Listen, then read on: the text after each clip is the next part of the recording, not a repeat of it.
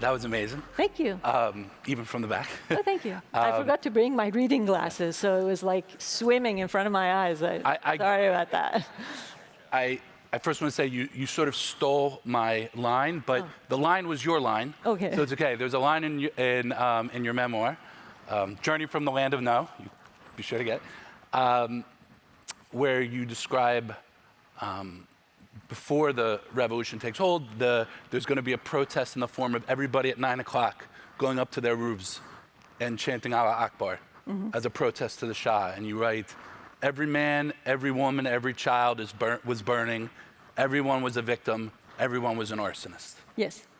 So as someone who it feels your passion as a writer and a public voice is about where we must stand with freedom, and would love to hear more about how that ties into your Jewish identity. How do you balance the reality that even if our cause is light and we have to be with the oppressed, and we're looking at Iran and other places in the region, how do you balance that drive to be with the oppressed with the reality that you've seen firsthand that often those movements turn? Right. And that there's a danger and a downside, especially as Jews, that come with them. So right. how do you think through that?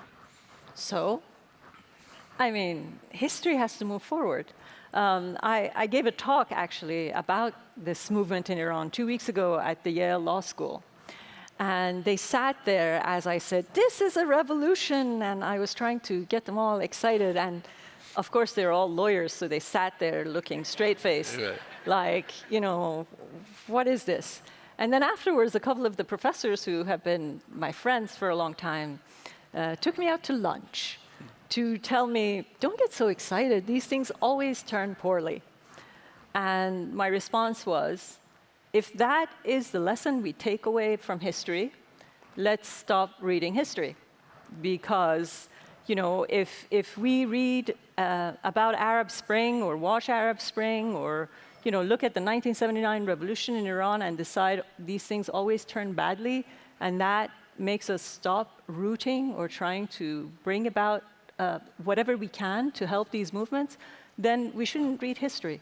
Because the idea isn't to be daunted by history. The idea is, in my view, learn about the past and see how we can do the same thing over again better. In fact, after one of the images in the sequence that introduced me was from a testimony I gave to the Senate Foreign Relations Committee. And afterwards, one of the senators told me, you Iranians, you do these demonstrations all the time. They blow over after a while, they kill a bunch of people, and we've seen this before. And besides, if the United States intervenes in any way, it'll turn into another Iraq, Afghanistan, it'll never do any good. Usually I'm very polite. I wasn't very polite that day. And I said, that sounds like a teenager who is sulking in his bedroom, not a statesman. Okay. So, all right. I don't know. How did it go? I don't know. He hasn't invited me back. Yeah. But that's the truth. I mean, I think that's the whole beauty of human life, that you want to do whatever you can to move the wheels of history forward. And it can, get there or not. But Steven Pinker tells us that we're better off now than we were 300 years ago. So these things ultimately get somewhere better than they were a while back. Yeah. It's pretty clear in your memoir, you knew very early on, it became clear that you were going to be, that you had a writing ability and that you found your voice. Oh, wait, but because I'm living in a country where girls can't do this, that. What else could I do? And what I want to bring out a little bit, though, is it's also clear from the book that it wasn't as if you were surrounded by an Islamic or Iranian society in which you were uncomfortable, but you were very comfortable in your Jewish society. Much of the struggles you had with traditionalism and the role of women, society at large, was also within your own Jewish identity. So given sort of the theme of this conference and talking about distancing or defending or dismantling, and I'd say rebuilding. Talk to us about how your Jewish identity evolved from being a young person, a young woman, a feminist, whether that was the word in your head, in Iran, and how does your journey to a land of freedom here impact your Jewish identity in the way you could be further or closer? Like, talk to us about that, your own evolution that way. I don't think it was an evolution so much as it was a complete interruption and then a resumption. So I don't know how much that counts for an evolution. But what happened was, I think I probably would not have remained a Jew if I had not had my encounters with American Jewish practice, which is full of diversity. I mean, I don't know, I still can't keep track of, all the things that exist here: Reform, conservative, Orthodox, modern Orthodox, Reconstruction, this, that. I still don't know the differences. But, sometimes when I give book talks, people ask me, were you Reform in Iran or conservative? I'm like, Iran has only one kind of Jew, Iranian Jew. And that's what it was, which speaks to the reality that the democratic context gives the Jewish practice the ability to exercise a different sense of diversity in practice, in observance, in everything. And it was that openness, that context, that allowed me to find a place for myself in it, because I really walked away. I couldn't, oftentimes people ask me, oh, where do you live? Because all these Iranian Jews live in LA, and I say, that's why I live in Connecticut. But truly, it was a very difficult thing to be a Jewish girl within a community that didn't that had a lot of restrictions. And so I owe the fact that I'm sitting here talking to you about what it's like to be me and all that to the American Jewish experience. And that wouldn't have happened if I hadn't published my memoir, because I published my memoir and then a bunch of synagogues and JCCs invited me, and I thought, that's interesting. I haven't been back to a synagogue in 20 years. So I started going, and then I think it was on stage one day when giving my book talk, I said, I'm a bad Jew. And I thought I was being very funny, but nobody laughed. And then afterwards, the rabbi took me to his study and said, there are no bad Jews. I said, really? But it was really... Well, no, they're called American Jews. That's what's so striking to me, that as your public persona, as a writer, you are very much an Iranian American refugee turned citizen that's so frontal, and yet when you talk about your Jewish identity, it's all American? Right, in the sense that like you said, wasn't that you came here with an Iranian Jewish identity, and you tweaked it in America, like you said, you distanced. That was, and now you came back. And I'm just wondering, like, when you think of your own Jewishness, do you think of yourself as an Iranian Jew, or do you think of yourself as an American Jew? I get you're not into the conservative, Reform, Reconstructionist, Orthodox, but do you have a modifier on the Jew that you think of, or a Zionist, or what is? Well, yeah. A couple of weeks ago, I got a bunch of attacks because now things are very sensitive when it comes to any discussion about Iran, and I publish all the time. And then there are all these bots and the Iranian regime's military on social media that targeted me, and then they were putting up these photos of me speaking at synagogues, and other places, saying, "Don't listen to her, she's a Zionist." And I think they were thinking that I would be offended. So at some point, when they passed a certain threshold of numbers, I decided, usually I don't respond, but I think there were a few hundred of them. And what I found extremely hilarious was that they were calling me a Zionist in the same mental context that Zionists is being used as a curse word, as an expletive by the Iranian regime. So I knew what they were trying to imply.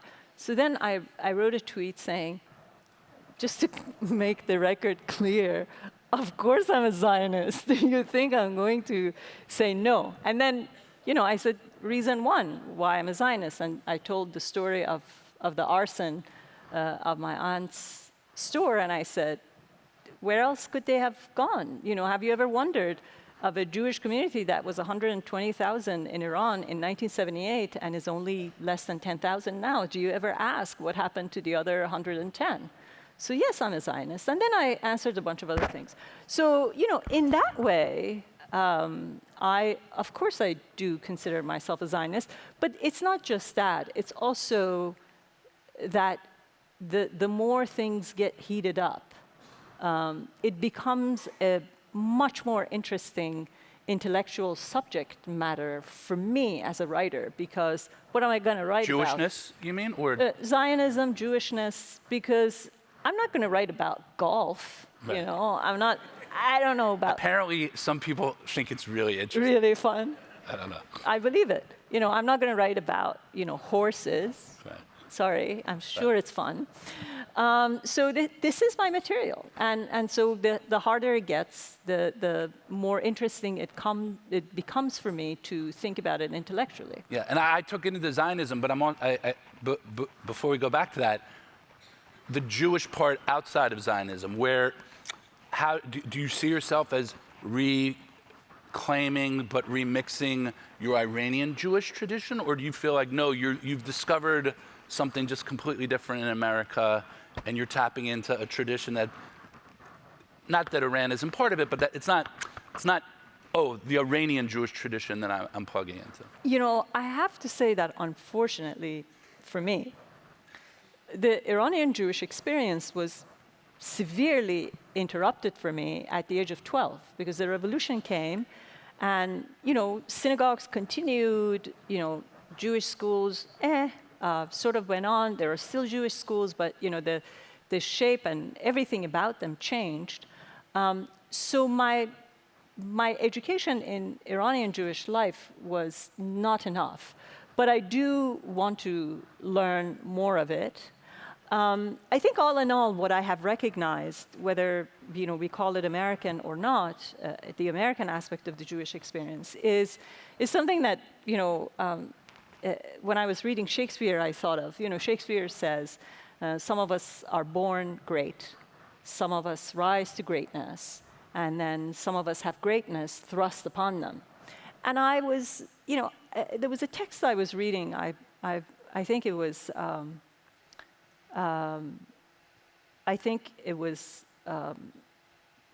I forget exactly what text it was. I think it was Philip Roth or somebody. And then I thought, my God, all of this is what I'm born into. And then suddenly the immensity of the idea that all of these writers, all of these ideas, this thousands of years of tradition, of thinking, of writing, of debating, is something that I'm born into. And so it's like built-in greatness. And that really dawned on me, mostly as this deep and long-standing intellectual tradition. Yeah, I mean, talking about built-in greatness, but in terms of your own journey and what you've done with that, two of your books, the memoir and then the current one about a guide to America, it strikes me that it's a very powerful, and I think a voice that a lot of people in this audience would connect with, that feels like it's fraying in America, which is on the right, you will have people talk about American exceptionalism, and people on the left feel uncomfortable with that idea. Right. And then the flip side, though, is it's the people on the left who are talking about the importance of immigration, of refugees, and the people on the right who are talking about American exceptionalism. don't seem that interested in that, which many of us would associate, like what makes America great. And I'm just wondering, you're somebody who, I mean, your writing's appearing in all different types of places, you're speaking in all different types of places. Do you sense that? Do you feel like you're a person without a natural home trying to, I feel like you're reminding us of what our greatness could be when in the different works you do. And I'm wondering, do you feel that fraying of a unified idea of America is great, and part of that greatness is people like you, our ancestors, could come here. Right. I mean, it was an interview somebody conducted with me about the latest book, and said, don't you realize that, it's not chic to be patriotic about America right now?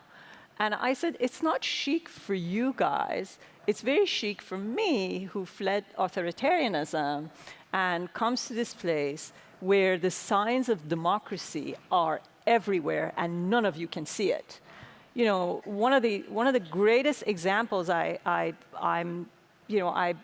bring up, and people laugh, but I mean, it is funny, but it's really a sign of American democracy, is that, a friend of mine had just come from Iran. We went to the Gap. She bought a sweatshirt. And, she wore it for a couple of days. I told her not to take the tag off. And then after a couple of days, she said, I don't love the color. I said, that's okay. We can take it back. And she had just come from Iran. She said, what? And I said, we can take this back. We have the receipt. You can exchange it. And she said, are you kidding? The cops are going to arrest us. They're going to, And it took me a long time, to convince her. And we took her to the store, and I gave the receipt, and we did the exchange and everything, until she believed that such a thing is possible. And I say, this happens because this is a democracy, because the receipt is a form of social contract. And as long as you have that social contract, it's honored, and that's how it's done. And so I feel like, of course I can be patriotic, because the rest of them didn't live what I lived through, so I can tell them what it is that they're blind to. So, look, you've been a powerful voice, especially in the last few months, about how really as Americans, and we talked about it, as Jews, we need to care about what's happening in Iran right now. And you've said, and not because, it's tidy and easy because there's some people who don't really care about the Iranians, but they care about Iran's going to have a nuclear weapon in Israel. And so, whatever is bad for the regime is good for our cause. You would make the argument, even if there was no nuclear weapon, even if there was no Israel, this is the fight we need to be on. How do you, though, think about the balance in these issues when you turn to, whether it's about Israel and where their government might be going, but also countries that are suddenly seen as allies, like Saudi Arabia, where there are serious issues there. How do you, as somebody who is a Zionist, but also a passionate advocate for freedom, how do you think about it in those more messy situations when our values and our interests don't always cleanly align? It's not hard for me. At the end of the day, I think we, as Jews or as conscientious human beings, especially in an increasingly global world, need to define ourselves by our principles and values. And so I think as Jews, we have a long-standing tradition on being on the side of justice, on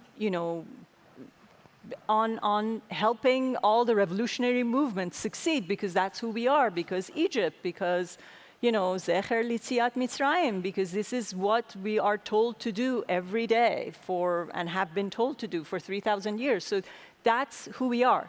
So I don't think in terms of, at the end of the day, after all the things we said about being Iranian, believing in the cause of Israel, believing in America, at the end of the day, my most fundamental commitment is to certain values.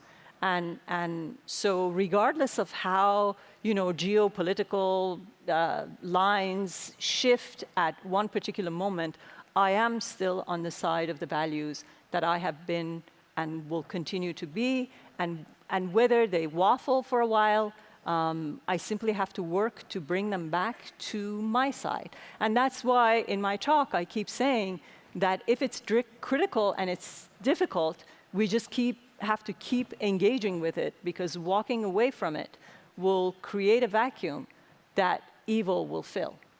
Okay. I have many more questions, but 8 seconds left. So I'll just say thank you. I think I speak for everybody here. It was lovely. Thank you. And it was great. Thank you.